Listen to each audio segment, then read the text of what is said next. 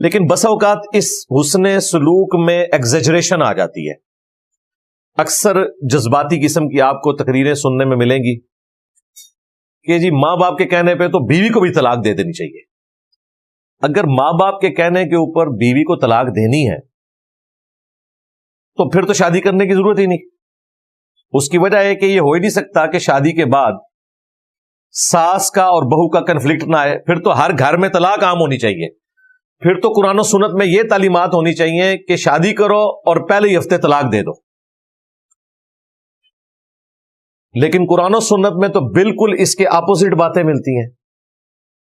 اس کا مطلب یہ ہے کہ یہ چند ایک جعلی روایتوں سے بعض لوگوں نے جو مسائل اخذ کیے یا اکا دکا جو صحیح روایتیں بھی ہیں وہ روایتیں بھی وحی کی تائید کے ساتھ ہیں. جس طرح عبداللہ ابن عمر کے بارے میں آتا ہے کہ ان کی بیوی کے ساتھ حضرت عمر کا کنفلکٹ تھا اور انہوں نے کہا اسے طلاق دے دو.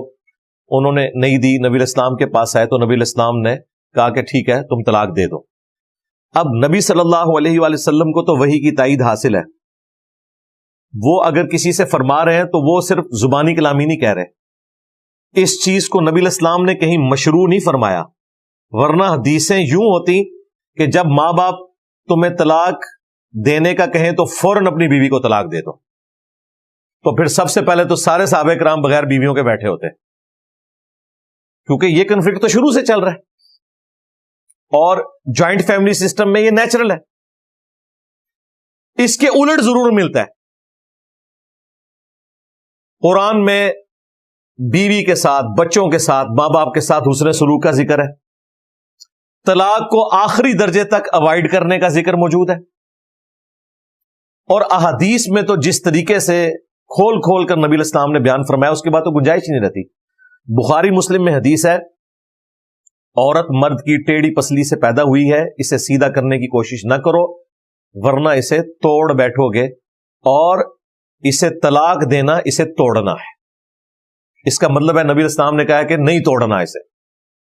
اس میں الفاظ ہیں اس سے نفع حاصل کرو, اسے سیدھا کرنے کی کوشش نہ کرو, یعنی توڑنے کی کوشش نہ کرو, یعنی کہ طلاق دینے کی کوشش نہ کرو.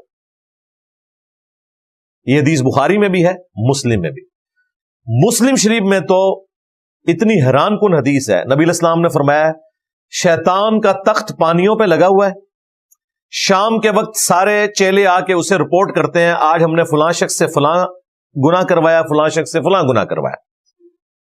شیطان خوش نہیں ہوتا, بڑا بڑا گناہ وہ گنواتے ہیں, بدکاری کا, چوری کا,